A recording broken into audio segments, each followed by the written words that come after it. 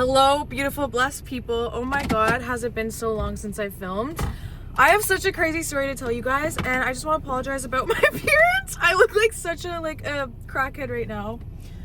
Maybe that's mean, but I do, okay?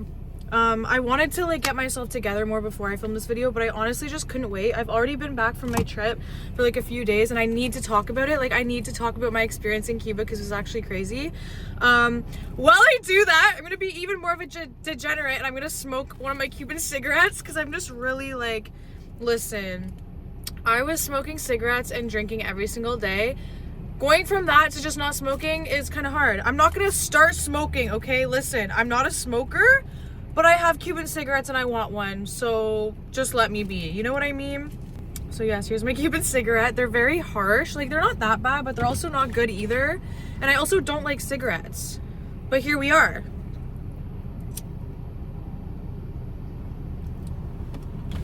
Actual degeneracy. And maybe not for some of you watching, but for me, I don't smoke, so this is degeneracy. Yeah, so I went to Cuba, okay? And I had this trip planned with my new friend. So I talked about her in my last video, the video of me talking about how much I hate Christmas. I talked about how I made a friend and she's been very helpful for me to have somebody to talk to, and we connect on a lot of spiritual things. So I was like, I want to go on a trip. I don't want to be here. I hate Christmas. I hate winter. Let's go on a trip. And she was down. So we last minute planned this trip to Cuba. And the trip was planned during Mercury retrograde, so you already know where the story's going. You never want to make travel plans during Mercury retrograde. I don't know what I was thinking, but I was just like, let's do it. I didn't really think about it that much. We just fucking planned it and we bought it and we're like, oh my god, we're going on a trip. And I haven't been to a tropical country since I was 13 years old, not including Florida. Florida doesn't count. My car's gonna smell like cigarettes. I don't know how people do this every day. And I'm cold, by the way. But yeah, so we planned this trip. We were all excited.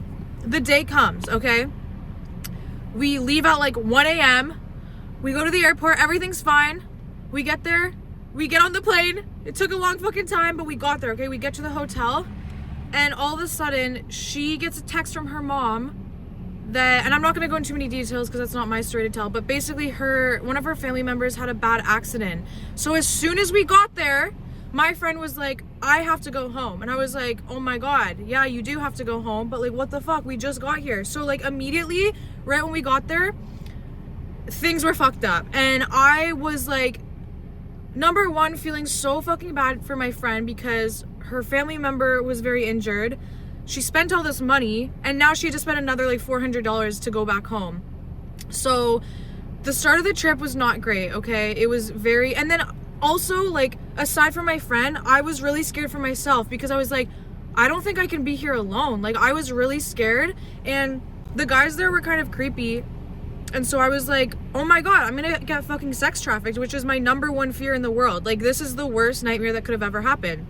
So I immediately text my mom, and I'm like, Mom, my friend's family member got into an accident. She has to leave. What do I do? And then my mom's freaking the fuck out because she doesn't want me to be in another country by myself. And okay, listen, I know people travel alone all the time, but you guys don't understand. This is so far out of my comfort zone. It's fine to travel alone if you plan for it. I did not plan for it, okay? So immediately I start texting my ex, and I'm like, you need to come to Cuba, because he already wanted to go with me. And then I ended up going with my friend. And so I immediately text him, you need to come to Cuba. I can't be here alone. Book your flight right fucking now. So we start looking for packages for him and everything, or seeing if he can take over my friend's package or anything like that. And his passport was expired, and I was like, oh my god, I'm really gonna have to be here alone. What the fuck am I gonna do?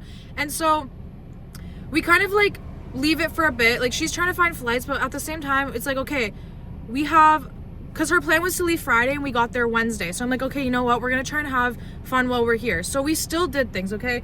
We went to, the first thing we did was we took a taxi to this market, because when we were at the resort, we were like, there's no one here. It was kind of eerie. It was like a ghost town. There was nobody there.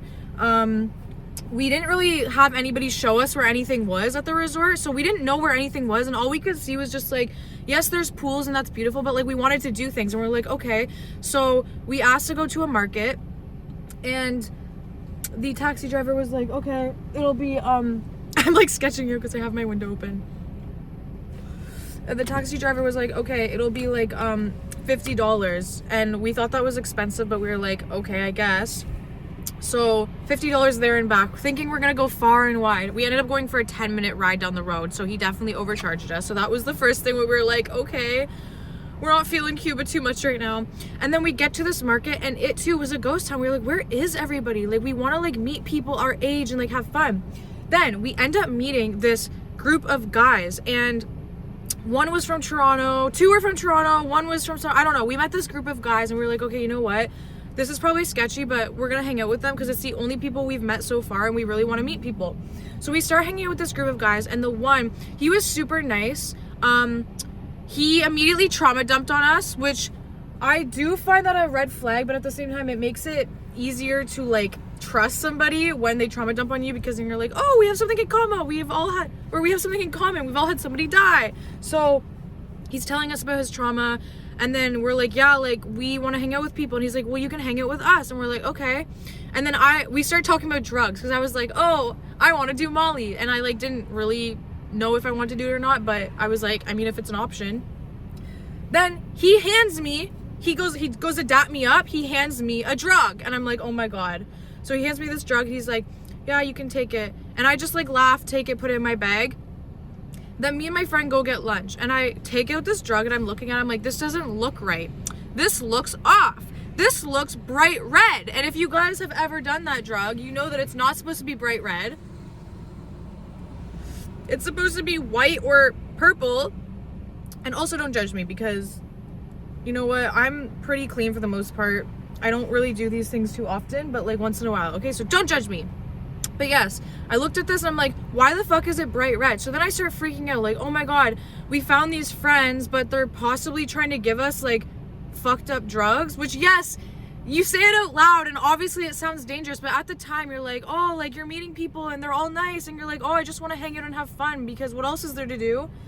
And then when I started thinking about it, I'm like, okay, yeah, this is really fucking sketchy. And I was never going to take it, number one, because I'm not taking drugs from a random person. But I got really scared when I was like, okay, this could be like fentanyl or something really fucking bad.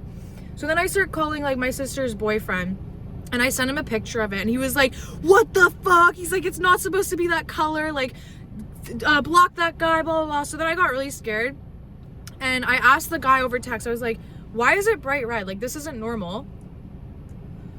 And he's like, oh, I don't know. And I'm like, oh, awesome. So you don't even know what it is. So then I got really scared. I'm like, oh my God, I'm going to be here alone. And we've already had somebody try to give us fucked up drugs. We've already had a taxi driver like overcharge us. So like, I was really fucking scared. Okay. We end up going back to our resort, and I obviously didn't take the drugs, but I was just really fucking scared. And then my friend gets food poisoning. So this is the second day now. So this is Thursday. This was going to be our last night of like having fun together. Like, we were like, okay, you know what? You're leaving tomorrow in the morning. Let's try to have one night of getting drunk, because Wednesday night we didn't do anything because we were so jet lagged. Like, we were awake for like 13 hours straight, no food, nothing. So like, we ended up just sleeping really early the first night. So we're like, yeah, the second night, we're gonna have a really fun night of getting fucked up at this resort, and then you can leave in the morning and it'll be sad then, but tonight we're gonna have a night.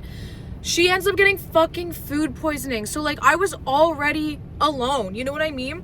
And like, I felt so bad for her, but she was like, I don't want you to stay in here, like, go have fun. And I'm like, yeah, I don't really want to stay in the room either. Like, I want to go have fun. So like, I felt bad, but I was like, okay, you know what? I'm gonna be here alone. I need to go meet people now, because I don't want to get into this energy of feeling like isolated and secluded, because that's the type of person I am. When I feel like really anxious, I just stay to myself, and if I didn't go force myself to meet people then and there, I was going to be alone the rest of that trip. Like, I could just feel it.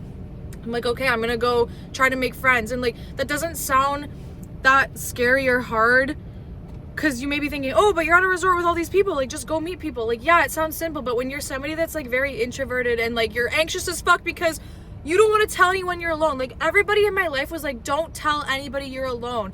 And I was thinking, well, how am I supposed to meet friends if like I don't tell them my situation? It's like, yeah, I guess I could have told them some story, but like, I just felt like I needed to tell people like, hey, my situation got fucked up. Can I hang out with you? Like, I just really felt like I needed to say that. And so I ended up going and sitting at the bar, getting a drink. And I see this guy come up to the bar, and I just felt like there was kind of like a vibe there, like, okay, I feel like I could talk to this guy type vibe. And then we're both kind of watching the show in the lobby, and then we saw something funny and we both kind of looked at each other and laughed about it, and we started talking a bit. And then we started talking and I was like, oh my god, I met somebody. And he starts telling me like, yeah, I'm here with my wife, and then we met this other guy, and like that was amazing. He told me about his wife right away, like, good man. And so I'm like, oh my god, can I hang out with you guys, because we were vibing. And he's like, yeah, you can. So then we start talking more about just like where we're from, all this stuff. He's from Ontario, he's from a town nearby where I live. And so I'm like, oh my god, like, yeah, can I hang out with you guys? Then out of nowhere, this guy comes up and he was like, come on, buddy, let's go. He has a wife, let's go. And then I was like, oh, like, no, like, we're just talking. But he like quickly rushed his friend away before like we could even explain like that we were just having a conversation. And like, good for his friend for like being a good friend, but I was so sad. Like, when he took him away, I literally was like, that was my chance to make friends.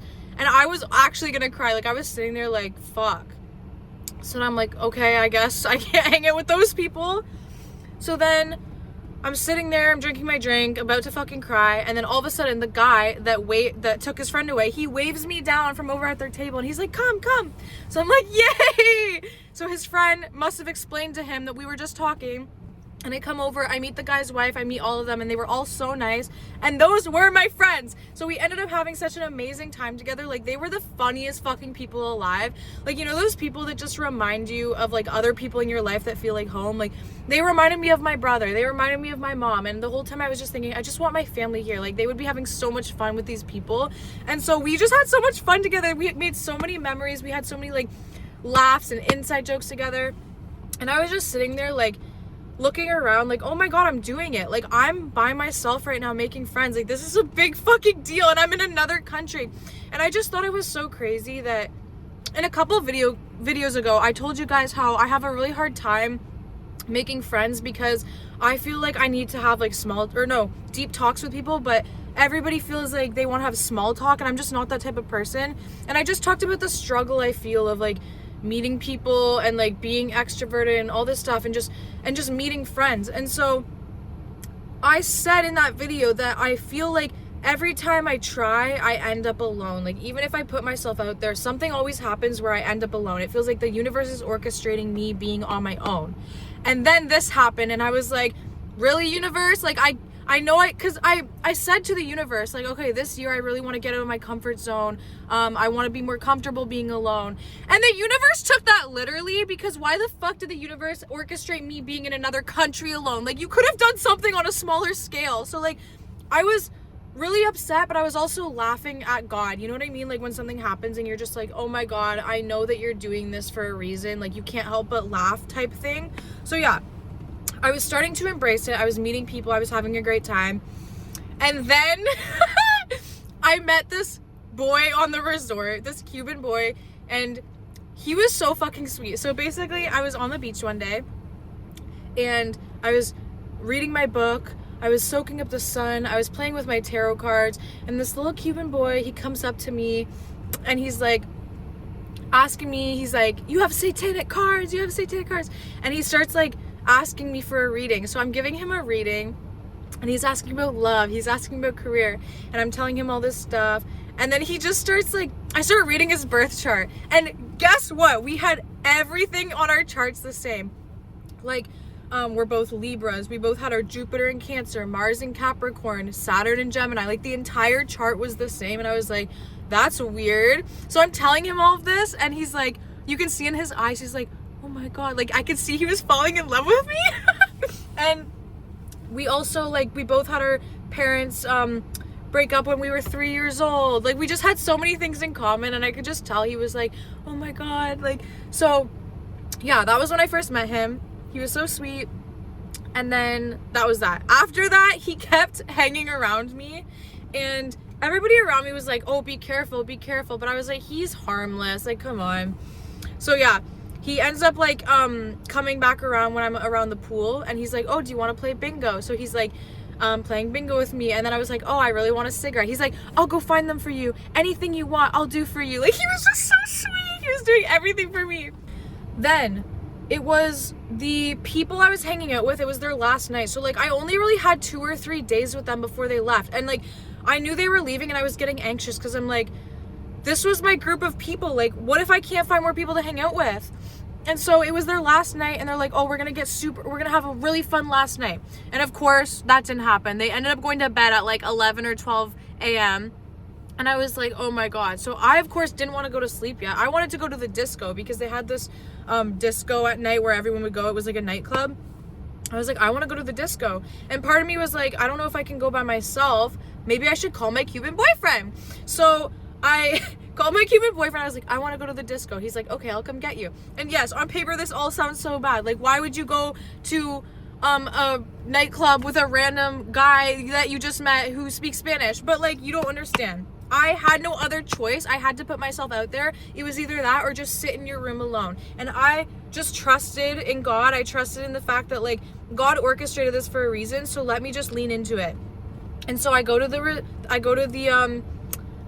disco with my Cuban boyfriend, and I end up meeting this girl that was also from Ontario, and she was so great because she told me, she's like, I've been coming to this resort like 7 years in a row, and I promise you none of the workers here are bad or are gonna hurt you. She said, especially this guy, he's super like kind and sweet. She's like, you have nothing to worry about. And that made me feel a lot better because I'm like, okay, like I don't have anything to worry about. I'm not gonna get sex trafficked. I can trust these people. I can just have a good time. And that's what I did. We danced all night. It was so much fun.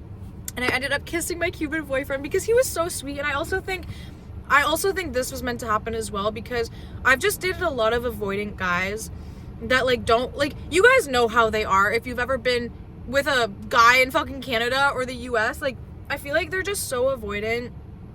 They don't know how to express their emotions, let alone be romantic in the slightest. Like, they don't even compliment you to your face. It'll take you 6 months before they even make you their girlfriend. Like, they're just so avoidant, and like you most of the time just end up in a situationship because they're just so non-committal.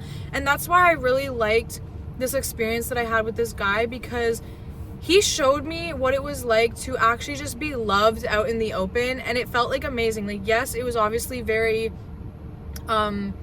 what's the word, like lustful, I guess. Like, it didn't really mean anything because it was like, I'm there for a week, we're just being passionate in the moment, but it still meant something to me because it showed me like what could be in my life, like what I could attract if I actually allow it to happen. Because yes, I can blame the guys that I've dated for being avoidant, but I also have to take into consideration that like I'm allowing this avoidance because I'm scared of being intimate or having like real intimate conversations. And so me and this guy, like, I just let him compliment me to my face. I let him look longingly into my eyes. I let him tell me that, oh, I'm the perfect girl for him. Like, he was saying all these sweet things, and usually if someone said that to me, like, I would get like cringed out, like it would make me cringe. But when he was doing it, it just felt so like right, and I just felt so at home, and I felt like, oh my God, like, you know what? Yes, this is crazy. I'm being way too spontaneous, but I also feel like this is very sweet, and I'm just gonna let it happen.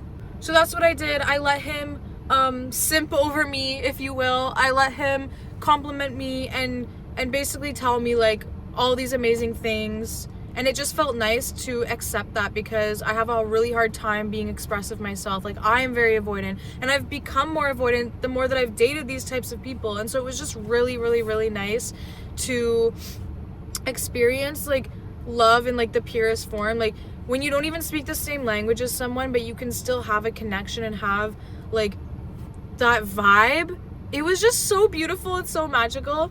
And a lot of the time we did have to talk over Google Translate, but honestly, we had such good communication, and like the whole experience was just so beautiful. Like, it felt like I was around true friendship. I honestly felt more at home there than I do in my own life, and it was just amazing. Also, I did another spontaneous thing. I got a fucking tattoo. Okay, this was crazy. So we were talking about tattoos, me and my Cuban boyfriend, and he was telling me, like, because he had some really nice pieces on his arm, and I was asking him, like, oh, like, how much does that cost you here? And he said, like, in USD, it ended up being about, like, $30. I'm like, oh my God, that's actually insane. I was like, can I get one? And he was like, yeah. So he told me that there's someone at the resort that does tattoos, and I was like, you know what? I want one. So I made sure, I asked him, I was like, does he have gloves? Is he gonna use a new needle? Blah, blah, blah. Like, I asked him all the questions. He said, yes, but I'll be there with you. If there's anything wrong, you can let me know, and like, we'll figure it out. And so I ended up getting a price, and he obviously charged me more than like he would charge them because I'm a tourist, but he said $80. I'm like, $80 is a steal. I'm fucking getting that. And I ended up paying him $100 because he deserved a tip. But this kid gave me a tattoo that looks so good, and I asked him where he learned, and he said YouTube. He learned on YouTube. I'm like, oh my god, that's crazy. But yeah, it was such a fucking like sketchy experience because, well, actually before that, I was like, okay, I need to ask my tarot cards if this is a good idea, and I need to ask my brother if this is a good idea, because my brother was like a crazy free-spirited party animal, and I just felt like this is something that he would do. But at the same time, I could be making a huge mistake right now. Like, this could go wrong. I could get like a blood disease, like something can go really bad. And my brother is also very protective, so I just needed to know how he felt. So I asked the tarot cards, and I was like picturing my brother in my mind. I was like, Ryan, what should I do? Like, should I do this? Is this a bad idea? Number one, I got really amazing cards. Like, I got the sun, and if you guys know anything about tarot, the sun is like a yes. It's like, this is the best thing that you could do, positive experience. But then I also had this vision of my brother. I saw his face in my mind, and I saw his big smile. He would always laugh, like this huge laugh, and he would stick his tongue out, and like, I just could see his face smiling and laughing and just cheering me on, like, oh my god, Sid, you have to do this. And I just could feel that energy. And I was like, okay, I'm gonna do it. I'm gonna do it for Ryan. And so I went, and the place that we had to do it in was like their dorm room that they live in at the resort. And so they're like, okay, come. I walk in the door, and I'm gonna insert videos of my experience throughout this this video. So I walk in the fucking room, and I was literally shitting bricks, because this room was like 3 cots, like 3 beds on the floor. It was like really dirty.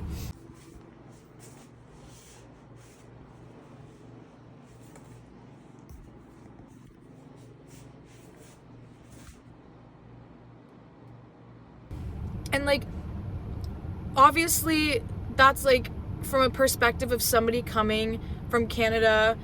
I'm really like scared to kind of be in this country alone, and then I'm walking into this really like dungy room. Like, I'm not judging their room, I'm judging it from a perspective of like, this is a really sketchy place to do a tattoo, like, if that makes sense. So yeah, when I walked in the room, I was like, oh my god, this is fucked. Like, this is actually like really fucked. Like, what the hell am I doing? But I kept thinking like, okay, no, it's gonna be fine, just calm the fuck down. And he made the stencil, he put it on me, and I was like, okay, let's just fucking go for it. And I did it, and it ended up being amazing, and I love my tattoo. I'll pull it out right now, and I'll probably insert like a better picture.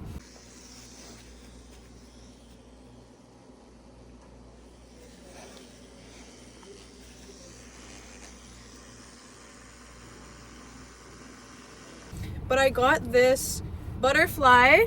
Like, look at that, it looks good. Like, for $80, that looks good. And like, I'm starting to add to my sleeve. So yeah, I got a fucking tattoo in Cuba, and like, there were times where I was like, this could go really bad. Like, when I was getting the tattoo, a bunch of the workers came in, and at one point there was like 5 Cuban guys just all speaking Spanish, laughing, making jokes, and I'm like, they could be talking about raping me, they could be talking about killing me, like, this could be really fucking bad.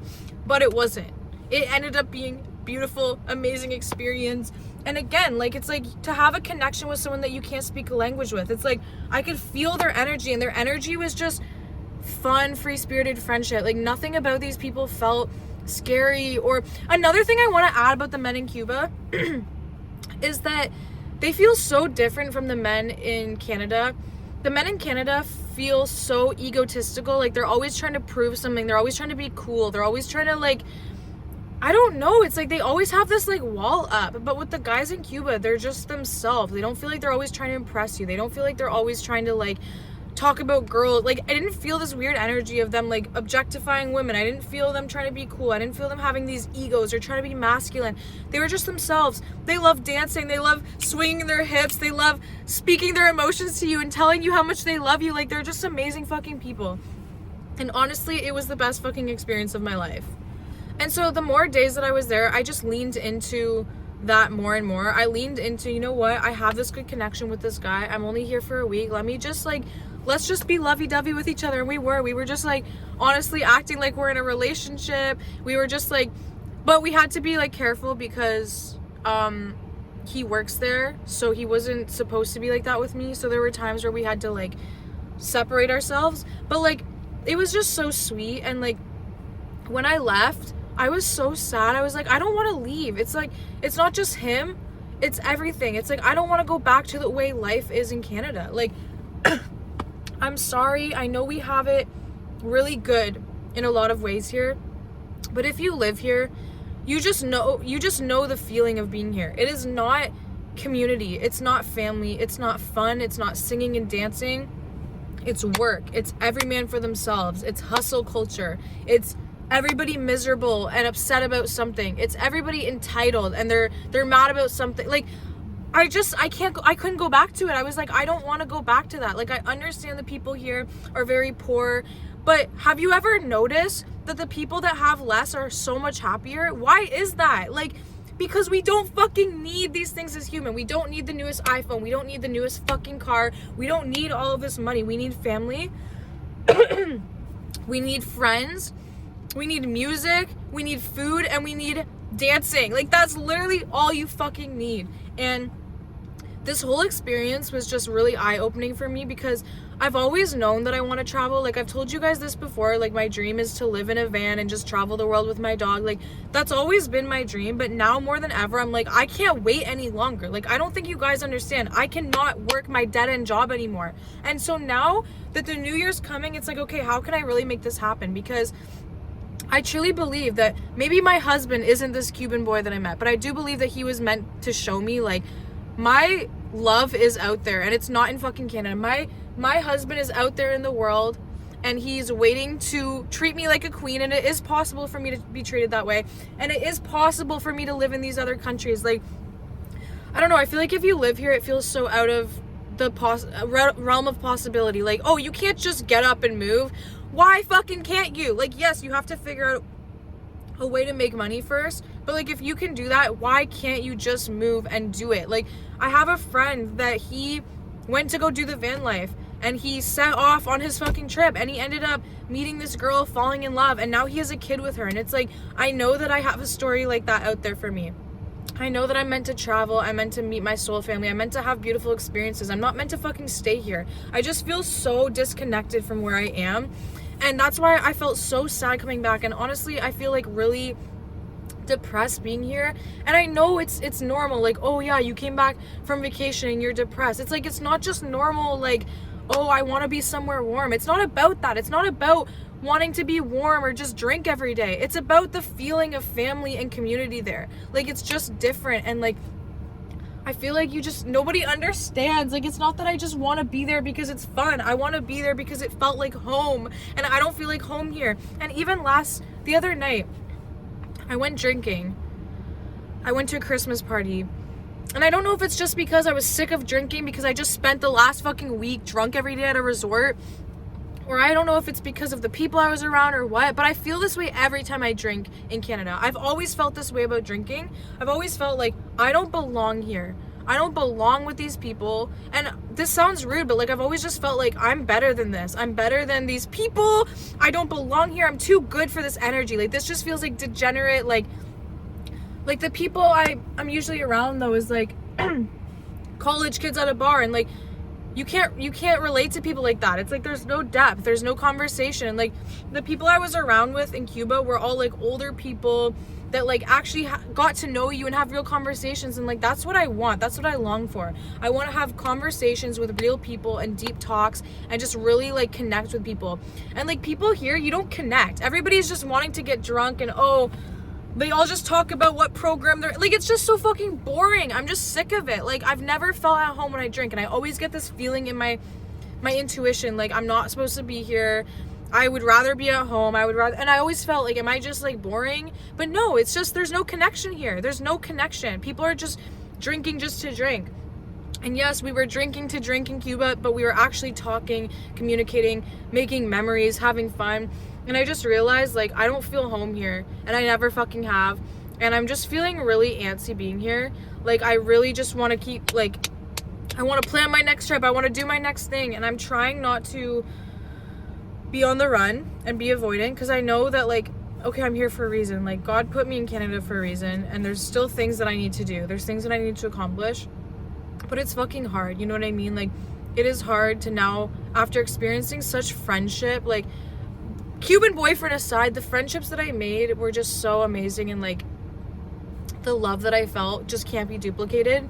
And now having to just come back to like a completely different lifestyle of just hustle culture, a job that I don't give a fuck about. Like, oh my God, I don't care about my job. It is just so draining. And now I have to pretend that I care, because it's not the type of job where I can just like shut my brain off. I actually, like, I'm a manager. I actually have to like care, or else things fall apart. And I'm like, but I don't care. I don't fucking care. I just want to go back to Cuba. I just want to shake my ass and dance to music and laugh with my friends.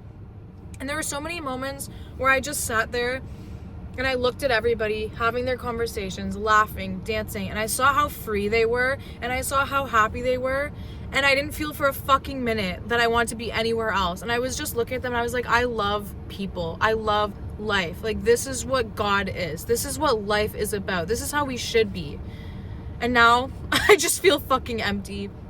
And so yes, New Year's is coming. My goal for New Year's is to learn Spanish and find a way that I can either live abroad doing a job or make money online. And that's always been my goal, but now I feel like the actual drive to make it happen, because I can't stay here. It's not just like, oh yeah, I'm sad from coming home. No, I genuinely can't fucking stay here. I am not made for this life. I'm not made for the energies here. I just can't fucking do it. So yeah, that was my experience with Cuba. It was really fucked up. I got stranded there by myself, and I ended up having the most magical time of my life. And this is why you should always trust in God's plan, because I know that God orchestrated this. I feel horrible for my friend, but for me, I know that he orchestrated that, because I'm meant to learn more about myself as a person. I'm meant to meet people alone. I don't always need to cling on to somebody, and that's how I've always felt too. I've always felt like it's hard for me to make friends. I feel really like I need somebody with me. No. This trip proved to me I am fully capable of meeting people on my own. Like, I would just sit there and look and be like, oh my God, I'm with a bunch of people right now, and I did that shit. I did that shit on my own. So yeah, I just feel very proud of myself. I feel like this was a huge growth moment for me, and I'm ready for more. Universe, I'm ready for more experiences like that. Like, just only bring me the best experiences, and I trust in God's divine plan. I trust that when things go wrong, they're actually happening for your highest good, and that's just something that you got to remember. So yeah, that was my trip to Cuba. It was the best thing ever, and I just hope that I can have more experiences like that this year, because I really fucking need them. And I hope that all of you get to experience that. If you are planning a trip, please go on it. If you have no one to go with, go anyways. I promise you will be okay, and you will have the best time of your fucking life.